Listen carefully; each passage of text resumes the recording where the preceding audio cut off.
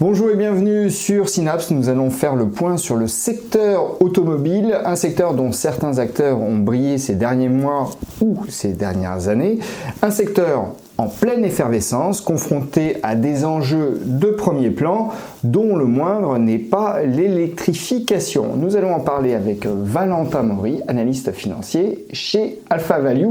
Mais avant d'engager la discussion avec Valentin, rappel rituel mais très important parce que nous sommes une chaîne indépendante. Pour nous soutenir, abonnez-vous, commentez les émissions, partagez-les et mettez un pouce vers le haut si vous les appréciez, bien sûr. Valentin, bonjour. Bonjour Vincent. Donc vous êtes un spécialiste du secteur automobile et l'idée de cette interview, Valentin, c'est évidemment d'identifier les acteurs du secteur qui sont les mieux placés pour tirer parti des tendances actuelles et donc de déterminer ceux qui seront capables de se distinguer favorablement en bourse ces prochains mois. Mais avant de rentrer complètement dans la problématique du secteur, je vous propose tout de même de rappeler quelques évidences. Bon, sur le secteur automobile, on a trois types d'intervenants. Oui, tout à fait. Trois types d'intervenants que sont les constructeurs auto, qui vont globalement fabriquer la voiture, avec trois métiers principaux, le design, l'industrialisation en fait de l'assemblage, et derrière le financement également. On va avoir les équipementiers auto, qui eux vont opérer en fait ils vont jouer beaucoup sur l'innovation et la dépense en recherche et développement, et après justement permettre d'avoir une sorte d'effet de levier sur ces dépenses en recherche et développement et de vendre à un plus grand nombre. Ils amortissent leur recherche et développement en développant des économies d'échelle en vendant au plus de constructeurs possible, c'est ça? C'est exactement ça. Et puis le troisième type d'acteurs qui est un petit peu différent des autres, donc les pneumaticiens, qui eux sont un petit peu les cuisiniers de l'automobile. Ils vont transformer de la matière première en un produit fini, le pneu, avec deux canaux de vente différents, le neuf et le remplacement. Clairement, là où ils font leur argent, là où ils font leur beurre, on dit, ça va être sur le remplacement, parce qu'il y a beaucoup moins d'intermédiaires évidemment. Donc, trois grandes typologies d'acteurs. Le marché automobile, c'est combien de véhicules produits par an? On va partir en fait sur un chiffre à 85 millions de véhicules produits chaque année. Alors on est déjà allé au-dessus de ce chiffre. Le pic a été atteint en 2017 avec presque 95 millions de véhicules. Pour un point bas arrivé donc, au moment du Covid, forcément, qui était plutôt aux alentours des 75 millions. Là, actuellement, on est toujours sous les 85 millions et on n'est toujours pas revenu à des niveaux d'avant Covid. C'est ce qu'on a vu à l'écran pendant que vous parliez. On a une courbe qui illustre parfaitement les niveaux de production actuels qui sont bien en deçà, en effet, du pic de 2017. Donc, on se dit, là, il y a un effet de rattrapage qui pourrait être favorable aux constructeurs automobiles, puisque normalement, la demande est là et l'offre peut se déployer puisqu'on n'a plus les problèmes de chaîne d'approvisionnement. Bon, l'histoire est un peu plus compliquée que ça, on va y revenir. D'ailleurs, j'aimerais qu'on s'attarde sur la parenthèse enchantée qu'a constitué la crise du Covid pour les constructeurs. On pouvait se dire, les gens sont chez eux, ils vont pas acheter de voiture. Ça n'a pas été le cas. Leur pouvoir d'achat a été maintenu notamment par les aides et les subsides de l'État. Et du coup, on a eu une demande très forte et une offre assez contrainte. Et ça, les constructeurs ont su en tirer parti. Tout à fait. Et en fait, si on regarde le bénéfice agrégé en fait des 5 gros constructeurs européens, on se rend compte que au moment du pic en 2017, l'agrégat était à peu près à 37 milliards d'euros de bénéfices nets pour ces 5 constructeurs, à savoir le groupe Volkswagen, Renault, Stellantis, BMW et Mercedes-Benz. Et en fait, en 2022, donc au plus dur de la crise sur la partie chaîne d'approvisionnement, ce chiffre a été multiplié par 2. Donc on a atteint 70 milliards d'euros de bénéfices nets en 2022. Alors c'est assez contre-intuitif. Comment sont-ils parvenus à une telle performance, à une telle prouesse? C'est là qu'on rentre un petit peu dans le détail, à savoir le mix produit. On a dit une demande qui explose, une offre qui est contrainte par les problèmes dans la chaîne d'approvisionnement, et donc des constructeurs qui se retrouvent à avoir la capacité de choisir quel véhicule produire et quel véhicule livrer. Donc forcément, ils ont produit ceux qui étaient les mieux margés et les plus premium, forcément, et ce qui s'est traduit clairement dans les résultats qui ont été affichés ces dernières années. Oui, et puis ils ont fléché du coup la demande vers le premium, puisque si vous tenez absolument à avoir une voiture, vous n'avez pas le choix, vous devez acheter du premium. En gros, c'est ça? C'est vrai. Par exemple, on a eu même une petite invention chez Renault, où si vous preniez la version la plus équipée d'un de leurs modèles phares, vous pouviez l'avoir sous un mois. Mais c'était forcément la version la plus haut de gamme et totalement équipée, donc la mieux margée. Donc ça, c'était plutôt intéressant pour les constructeurs, surtout qu'ils se sont arrangés pour que le coût, finalement, de la crise soit supporté par les équipementiers. En fait, les équipementiers ont servi d'amortisseur, sans mauvais jeu de mots, entre les équipements, enfin entre les constructeurs, pardon, et le reste de la chaîne d'approvisionnement. Et puis on se retrouvait en fait dans une situation, enfin, les équipementiers se retrouvaient dans une situation où s'ils s'étaient bien débrouillés, ils avaient les pièces dans leur stock, et au plus dur de la crise, les constructeurs pouvaient les appeler le matin en disant il nous manque des pièces, on va pas pouvoir lancer les chaînes d'approvisionnement, donc l'usine reste fermée aujourd'hui, gardez vos pièces chez vous. Donc gardez vos stocks. Donc ça, c'est un coût financier assez important. Ok, les équipementiers ont souffert d'ailleurs en bourse, ça on y reviendra peut-être, mais ils ont pâti de la crise. Eux, alors que les constructeurs en ont plutôt profité. Le graphique qu'on a vu apparaître avec les résultats agrégés est plutôt parlant. Bon, ça c'est l'effet d'aubaine dont ont profité les constructeurs. On va voir un peu plus tard si cet effet d'aubaine peut perdurer.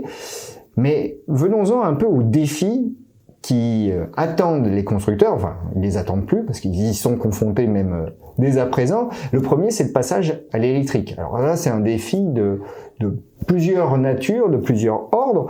Alors, d'abord, rappelons peut-être, Valentin, les objectifs imposés par le législateur aux constructeurs automobiles.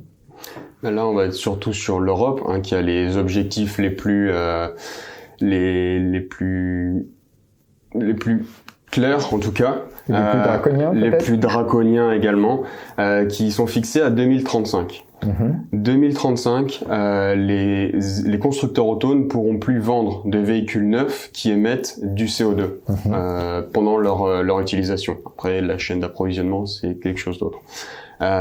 Et donc, ça implique 100% de véhicules électriques, sauf si potentiellement on pourra revenir dessus plus tard, mais on a un développement et un essor du carburant synthétique. Solution ou pas, on n'est pas encore à la réponse. Mais justement, c'est vraiment le gros point clé. Et si on compare un petit peu avec la situation actuelle, donc 100% en 2035, alors que actuellement, en tout cas sur tout le début de l'année 2023, on est à peu près à je dirais 14% de véhicules 100% électriques qui ont été immatriculés en Europe. Donc ça donne une idée de l'ampleur de l'effort à fournir pour atteindre les objectifs en 2035. Tout à fait. Et si on reprend un des gros pays qui est bien plus en avance que l'Europe, ce serait la Chine. Et en Chine, on voit que depuis le début de l'année, on a un taux de véhicules 100% électriques immatriculés qui dépasse déjà les 20%. On est à 23%, je crois. Tout à fait, oui, 23%. Donc on voit qu'on a du retard, qu'il y a un gros effort à fournir, et pourtant, enfin c'est pas et pourtant, et en plus, on se rend compte que passer finalement de la construction, de la fabrication de véhicules thermiques à celle de véhicules électriques, c'est un défi industriel majeur. Tout à fait. Et en fait, c'est un petit peu l'idée que les constructeurs, donc on l'a dit au début, ont le design, ont la partie industrielle et la partie financière, et maintenant s'ajoutent deux autres parties clés, deux autres pôles clés chez un constructeur, et qui certainement passent même au-dessus du design et de la partie industrielle, que sont la batterie et le logiciel. Et c'est vraiment deux points sur lesquels les constructeurs européens ou les constructeurs historiques sont, on va dire, plutôt à la traîne comparé à la concurrence chinoise ou comparé à Tesla. Et c'est vraiment sur ces points-là qu'il y a un effet de rattrapage qui est à faire dans tout le secteur. Dans tout le secteur. Si on doit mentionner des entreprises chinoises qui sont à la pointe dans le domaine, bon, on a CATL pour les batteries, hein, et on a BYD qui était un producteur de batteries qui est devenu un constructeur automobile à part entière. C'est ça en fait. Donc CATL qui est clairement le plus gros acteur, le plus gros producteur de batteries dans le monde, et BYD qui en fait est venu un petit peu sur le marché de l'auto, on va dire à l'improviste. Vous le disiez, ils ont commencé par produire des batteries et ils produisent toujours des batteries, même des batteries pour autre chose que l'automobile. Et pourtant, ils apparaissent comme étant le deuxième grand gagnant de l'électrique à côté de Tesla. On dit souvent que BYD est potentiellement le Tesla chinois. J'aime beaucoup dire que Tesla est le BYD occidental, et c'est clairement ça, parce qu'en fait, les deux entreprises sont assez comparables. Alors, ce que j'entends dans ce que vous dites, c'est que on a deux éléments cruciaux, critiques aujourd'hui, ce sont les batteries et les logiciels. Donc les batteries, là encore, j'infère de ce que vous dites que on est en retard en Europe. Aujourd'hui, les constructeurs européens ont lancé des programmes de développement importants, mais où on en est justement? Est-ce que on a encore beaucoup d'investissements à fournir pour rattraper ce retard? Et à quel horizon peut-on espérer voir les constructeurs européens être capables de rivaliser en termes de production de batteries? Alors là, les investissements chez les Européens sont en cours, clairement.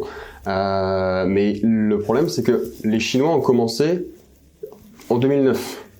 Donc, à partir de 2009, sous l'impulsion en fait du gouvernement chinois, le pays a investi massivement sur le développement de la production de batteries, et c'est ce qui leur a donné justement cette avance. En plus du fait que sur la partie logicielle, dont on parlera un petit peu plus tard, ils ont aussi une énorme avance.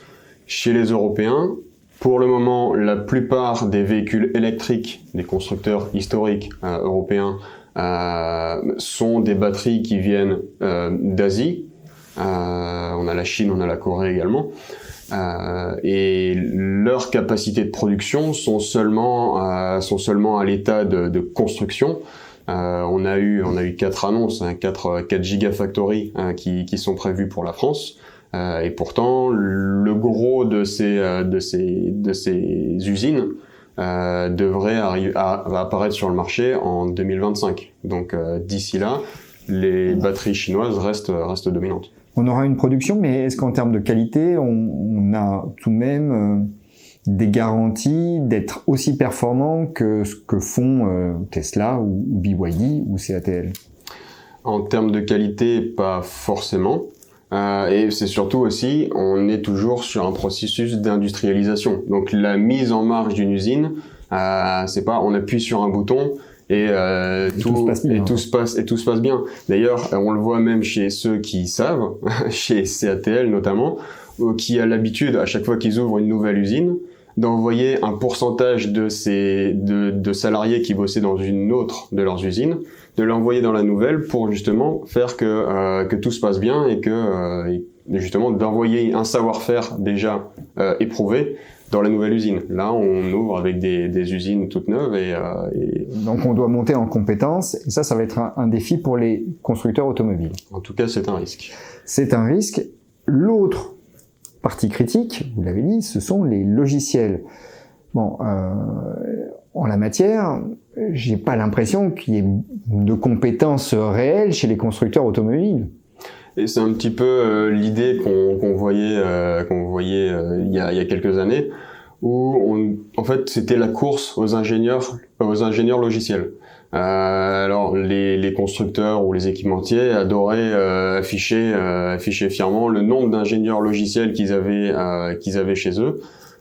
et c'est pas forcément aussi simple. Là, si on prend l'exemple de Volkswagen, qui essaye de développer un maximum en interne, on voit que Volkswagen a plutôt fait du rétropédalage dernièrement qu'autre chose.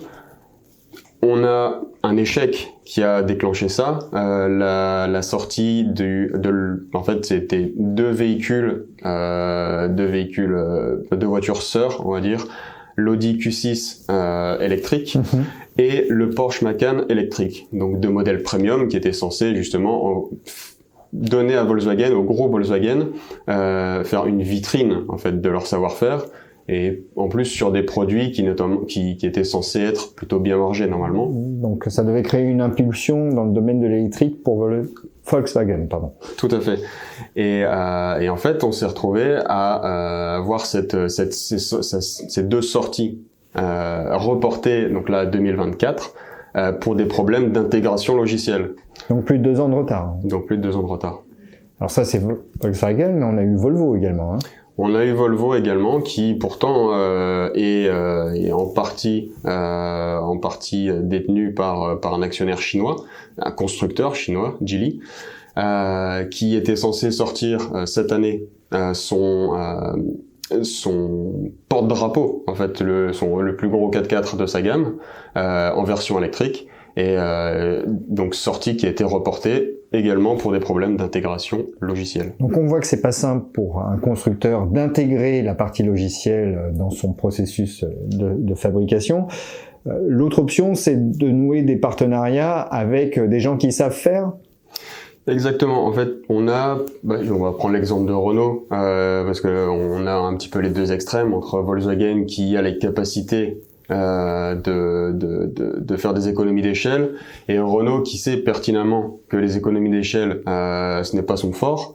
Donc chez Renault, la philosophie a été de dire on a une part d'ingénieurs logiciels en interne, et ces ingénieurs logiciels qui sont en interne vont aller travailler en partenariat avec Google et Qualcomm pour justement développer une solution logicielle dans les voitures de la gamme, de la marque et du groupe en général, sans forcément devoir tout supporter, que ce soit les coûts de développement et le coût de l'échec également, qui est quelque chose qui arrive dans l'industrie, mais qui arrive également et certainement beaucoup plus dans l'industrie du logiciel.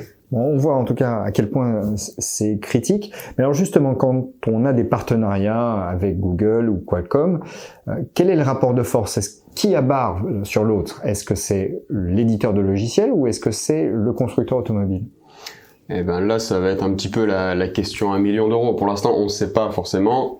Partenariat veut très souvent dire relation client-fournisseur, mais bon, globalement, les géants de la tech permettent justement aux constructeurs leur offrent une base sur laquelle travailler, une base solide, et après le constructeur va dessus rajouter une surcouche plus ou moins épaisse. Donc on n'a pas exactement de détails sur ces partenariats, mais c'est loin d'être le business principal des géants de la tech, et je pense pas non plus que ça va leur donner un énorme avantage face aux constructeurs. Mais certains ont tout de même des visées dans le secteur automobile, notamment avec la voiture autonome.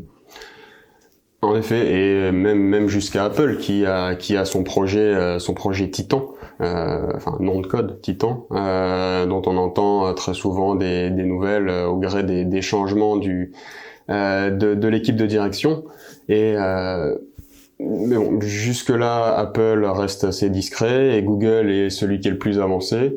Et en même temps, en termes d'expérience utilisateur pour les utilisateurs finaux, c'est un avantage aussi. Forcément, avoir Google qui a participé au développement du système opérationnel dans la voiture, quand le client a un téléphone qui a une base Android, donc Google, ça facilite aussi la connexion et donc l'expérience utilisateur. Donc vous seriez plutôt enclin à donner un avantage compétitif à ceux qui nouent des partenariats aujourd'hui, plutôt que à ceux qui cherchent à intégrer absolument le développement logiciel. Alors, tout le monde bosse plus ou moins avec des partenaires externes. Et il faut aussi prendre en compte la géographie. Typiquement, un constructeur qui va être présent en Chine pourra travailler avec Google, mais pas en Chine, parce que Google n'existe pas en Chine. Donc la surcouche devra avoir la possibilité ou la flexibilité d'être mise sur une autre base, ou que la base soit beaucoup plus fine. Bon, en tout cas, là, on insiste bien sur ces deux aspects critiques, et là, on entend tout de même dans votre discours que il y a encore pas mal de travail pour maîtriser tous les aspects de la production que représente la batterie et le logiciel. En tout cas, ça complexifie les choses pour les constructeurs automobiles. L'électrification, c'est aussi une rupture concurrentielle potentielle, parce que on a vu l'émergence de nouveaux acteurs du fait de l'électrification, et je pense notamment à des acteurs chinois. Tout à fait, et c'est un petit peu, on le voit aussi sur la concurrence qu'il y a actuellement dans le marché chinois à proprement parler, qui est telle que même les géants chinois, on mentionnait BYD tout à l'heure, BYD est très présent en Chine et très fort en Chine, mais BYD a besoin de passer la frontière pour pouvoir survivre, parce que la concurrence locale est vraiment très forte. On a trop d'industriels, enfin on a trop de constructeurs automobiles électriques en Chine. On a énormément de constructeurs électriques en Chine, et ça vient aussi de la nature du véhicule électrique, pour lequel en fait les barrières à l'entrée sont bien plus basses que sur le véhicule thermique. Et donc en fait énormément d'acteurs se sont lancés dans le secteur. Les barrières à l'entrée technologiques, c'est beaucoup plus simple en fait. Les barrières à l'entrée technologique. Nombreux sont encore ceux qui se heurtent au passage à l'industrialisation. Mais c'est aussi pour ça que la concurrence est rude en Chine pour les constructeurs chinois et pour les constructeurs européens qui sont très présents en Chine. Donc on comprend que c'est un impératif pour les constructeurs chinois d'aller sur les marchés internationaux pour survivre. Du coup, c'est une menace potentielle pour les constructeurs européens sur leur marché domestique. Tout à fait. En fait, c'est un petit peu ce qui s'est passé aussi quand les Japonais sont arrivés en Europe, ou quand les Coréens sont arrivés en Europe et ont pris des parts de marché parce qu'il y avait une offre. Ils venaient apporter une offre que les constructeurs locaux n'avaient pas, ou sur laquelle il y avait une sorte de faiblesse. Là, les constructeurs chinois attendaient depuis longtemps de pouvoir le faire. Ils ont tenté plusieurs fois de le faire. Et là, on voit clairement que l'électrique, c'est l'opportunité pour les constructeurs chinois d'arriver en Europe. Bon, en même temps, on cherche à ériger des barrières à l'entrée, barrières réglementaires. Cette fois, est-ce que vous pensez que ça va endiguer la vague chinoise ? Alors, je serais pas aussi catégorique là-dessus.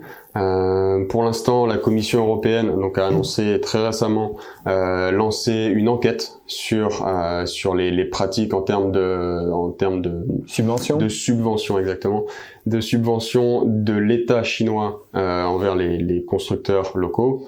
En même temps, on disait tout à l'heure que les constructeurs chinois et donc la Chine en général a commencé à investir sur les batteries et sur l'électrique il y a plus de 10 ans.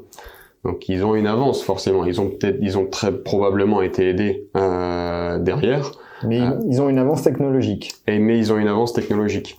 Et par exemple, si on prend l'image du tout dernier salon de l'auto qu'on a eu, donc le salon de Munich, on avait des constructeurs chinois qui arrivaient avec des stands pleins à craquer de véhicules directement commercialisables, et on avait des constructeurs historiques européens qui avaient des concept cars. Concept cars qui, selon leur dire, étaient proches du véhicule de série, mais concept cars qui étaient encore à l'état de concept. Donc des véhicules qui doivent sortir d'ici 2025-2026. Oui, c'est pas tout à fait la même chose. Bon. Donc on a une pression concurrentielle qui risque de s'exercer de plus en plus puissamment. On a une autre rupture, parce qu'on a parlé de la rupture amont, la rupture industrielle, avec de nouveaux process finalement et de nouveaux éléments critiques. On a la rupture concurrentielle, puis on a la rupture dans la commercialisation. Je fais référence là à Tesla qui a développé la vente directe, et ça change pas mal de choses parce que un constructeur traditionnel, il est habitué de passer par un réseau de concessionnaires. Ce qui a un gros avantage, c'est qu'il n'a pas à gérer les stocks. Non, il n'a pas à gérer les stocks. Et en fait, c'est aussi ça le risque en fait pour ceux qui décideraient de faire comme Tesla. Nombreux sont ceux qui, en tout cas, en parlent. Ou qui lancent progressivement cette méthode de vente, donc vente directe dans certaines régions du monde. Mais en même temps, ces constructeurs vont devoir, donc via la vente directe, supporter les stocks, forcément. Donc supporter les stocks, supporter le coût des stocks forcément, et derrière aussi, il y a donc des pratiques qui de temps en temps permettaient de continuer à garder les chiffres d'immatriculation relativement stables, ou en tout cas assez intéressants pour les marchés financiers, qui étaient en fait de vendre les véhicules aux concessionnaires, de remplir les stocks des concessions. Là, quand il n'y a plus de concessions, on peut plus forcément user de ces pratiques. Oui, de cet artifice. Donc vous voulez dire que les marchés vont plutôt voir les choses d'une manière plus réaliste finalement, puisque là on va pas pouvoir un peu maquiller l'état des ventes en gonflant artificiellement les stocks des concessionnaires, c'est ça? Alors, toute chose égale par ailleurs, ce serait ça. Pour le moment, on a certaines régions sur lesquelles la vente directe est lancée, mais on a des marchés comme les États-Unis, par exemple, qui protègent énormément via différents articles dans la loi américaine, justement les concessionnaires auto. Donc on va pas avoir un basculement complet vers la vente directe. Non, et tous les acteurs du marché, les avis diffèrent entre guillemets sur cette pratique de vente directe. Mais ça entraîne un questionnement tout de même à propos de la commercialisation des véhicules chez les constructeurs classiques, j'imagine. Exactement. Bon, le passage à l'électrique, c'est un défi majeur. Ça, on en a bien conscience après tout ce que vous venez de nous dire. Est-ce qu'il n'y a pas un autre sujet pour les constructeurs classiques, historiques, qui est la maturation du marché chinois? Celui-ci a servi de tracteur, même de locomotive à la croissance. Aujourd'hui, on a tout de même des données qui nous laissent à penser que il est arrivé à maturité. Tout à fait. Et en fait, si on garde en tête le graphique qu'on avait tout à l'heure sur la production automobile, on parlait de 2017 comme ayant été le pic. Et en fait, le premier ralentissement, le petit point d'inflexion qu'on a eu en 2018, c'est un ralentissement de la croissance en Chine. Après, le Covid est venu et a impacté justement toute la production, l'offre locale. Et maintenant, on a des énormes questions sur la confiance du consommateur chinois, sur le marché chinois, et donc des gros questionnements aussi sur cette croissance qui jusque-là a bien bénéficié, notamment aux constructeurs allemands. Je parle du groupe Volkswagen, du groupe BMW et du groupe Mercedes-Benz, qui, pour la faire très courte, vendent à peu près un tiers de leur production auto sur le marché chinois. Oui, ce qui est considérable. Donc, on a un marché. Alors, on a vu une courbe. On a vu les deux courbes. Vous avez mentionné la première courbe qu'on avait vue apparaître en début d'émission. On l'avait remise. Et puis après, on a vu les immatriculations de véhicules de tourisme en Chine. Et on voit. Alors, c'est la moyenne sur la moyenne mobile sur 12 mois. Et on voit en effet que on n'est pas au niveau qu'on a enregistré en 2018 et en 2017. Bon, ça se redresse, mais on voit bien que on peine à aller au-delà. Donc, cette maturation, elle est un peu inquiétante pour les constructeurs les plus exposés à la Chine. On est bien d'accord? Oui, tout à fait. Et là, on entre en jeu la géopolitique. Tout à l'heure, on parlait de l'enquête de la Commission européenne sur justement les pratiques du gouvernement chinois et les subventions données à ces constructeurs. Mais en même temps, pénaliser les Chinois sur le marché européen, ça revient à mettre en danger les Européens sur le marché chinois. ou en tout cas les mettre encore plus en danger qu'ils ne le sont maintenant par la concurrence grandissante. Oui, donc chacun se tient par la barbichette. Donc ériger des barrières à l'entrée en Europe pour empêcher la concurrence chinoise d'arriver, ça va être un peu compliqué. Hein. C'est ce que vous êtes en train de nous dire. C'est ça. Les Chinois et en plus les Chinois ont tout autant besoin des Européens que les Européens ont besoin des Chinois. Alors, on a vu deux grands défis là, la maturation du marché chinois, l'électrification. Maintenant, est-ce qu'il n'y a pas un défi plus conjoncturel? Parce qu'on a parlé de la parenthèse enchantée qu'a représenté, c'est un peu le paradoxe, la période de la crise sanitaire pour les constructeurs automobiles. Mais là, est-ce qu'on n'arrive pas au terme de l'histoire? Est-ce que tous les facteurs de soutien au gonflement des marges sont pas en train de se retourner? Là, en fait, c'est un retournement qu'on attend depuis plusieurs trimestres maintenant. Absolument. Et qui tarde à venir. C'est pour ça qu'on peut se poser la question, est-ce que ça va durer ou pas? Et qui tarde à venir, justement, à cause des problèmes d'approvisionnement et du fait que la demande était bien supérieure à l'offre, en tout cas en termes de capacité de production. Donc pour l'instant, en fait, la plupart des véhicules qui sont immatriculés actuellement sont des véhicules qui étaient encore en stock, enfin qui étaient justement dans les carnets de commandes. Donc là, on arrive à un moment où potentiellement la demande peut être amenée à baisser sous la pression de l'inflation. Et en plus de ça, on a donc tout à l'heure on parlait de mix produit. Le mix produit qui avait poussé les constructeurs auto à vendre les véhicules premium en priorité. Maintenant, le mix produit se dégrade parce qu'on va avoir beaucoup plus de véhicules d'entrée de gamme, forcément. Oui, et puis la demande qui a accepté de passer sur du premium, elle s'est un peu tarie aussi. Les gens qui attendent des voitures, là, ils attendent des voitures qui sont dans leur budget. Forcément. Et derrière, on a un autre point qui est sur la partie donc en amont plutôt, avec les équipementiers auto, parce que les équipementiers auto qui, on l'a dit tout à l'heure, ont servi d'amortisseurs, maintenant demandent des comptes aux constructeurs qui eux ont bénéficié justement de cette facilité que leur ont offert les équipementiers finalement dans la gestion des flux industriels, enfin des flux et des approvisionnements. C'est ça. Donc en fait, maintenant, on parle de négociations en continu pour pouvoir essayer d'avoir une compensation pour l'inflation des coûts. L'inflation des coûts des matières premières, l'inflation des coûts salariaux, les coûts salariaux qui également sont un gros sujet chez les constructeurs auto eux-mêmes. On mentionne actuellement les négociations aux États-Unis, pour lesquelles Stellantis fait partie donc des trois grands de Détroit. Et puis on a aussi les coûts de l'énergie qui sont toujours très élevés. Donc l'idée là, c'est que les marges des constructeurs vont finir par être attaquées et assez sérieusement dans les mois qui viennent, les trimestres qui viennent. C'est le scénario qui est quasiment inévitable. Et en tout cas, même les constructeurs eux-mêmes, dans leurs objectifs, visent une baisse de ces marges qui était totalement insoutenable. Bon, en termes généraux, donc ceux qui risquent de souffrir, ce sont les constructeurs, et ceux qui risquent de s'en tirer, ce sont les équipementiers et peut-être les pneumaticiens.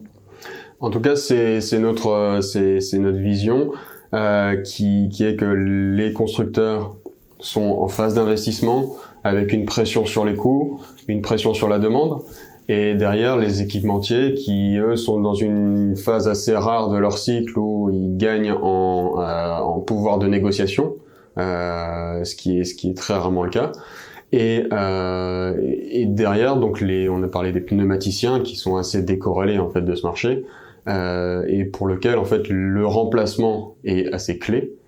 Et en fait, on a de plus en plus de véhicules électriques, mais pour l'instant, la plupart des véhicules électriques n'ont pas encore changé leurs pneus, les pneus qui ont été mis en usine.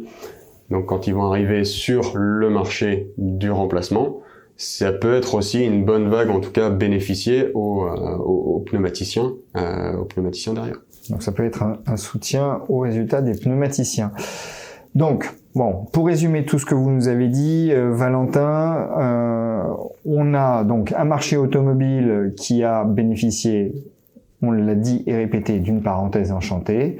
Bon, cette parenthèse enchantée, à vous écouter, elle arrive à son terme pour toutes les raisons que vous venez d'évoquer. En tout cas, les marges des constructeurs semblent inéluctablement devoir être attaquées dans les trimestres qui viennent.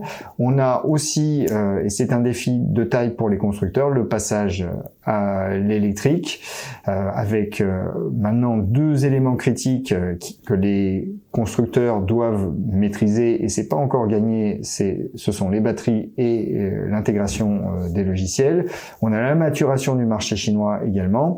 Donc tout ça fait que vous êtes plutôt enclin à favoriser, disons, les équipementiers et les pneumaticiens, compte tenu aussi du marché du remplacement qui va s'ouvrir pour les pneumaticiens avec le développement de l'électrique. Oui, c'est très bien résumé. En tout cas, en termes sectoriels, on est sur une vision comme ça, plutôt négative sur les constructeurs et positive sur les équipementiers et les pneumaticiens. Mais en même temps, chez les constructeurs, ça reste aussi une histoire de cas par cas. Et vous avez raison de le préciser, Valentin, c'est au cas par cas qu'il faut regarder, surtout que les secteurs ont des cycles et les sous-secteurs également, et que les entreprises ont les leurs. Et à ce titre, nous préparons une émission sur un cas d'investissement concernant un groupe automobile dont nos partenaires d'Alpha Value estiment qu'il pourrait très bien performer dans les mois qui viennent grâce aux atouts qu'il présente. Pour découvrir ce cas d'investissement, eh bien, c'est très simple. Pour y accéder, il suffit de s'inscrire via le lien en haut à droite de l'écran ou via le lien dans la description. Voilà, abonnez-vous, commentez, partagez et mettez un pouce vers le haut si vous avez apprécié. À très bientôt.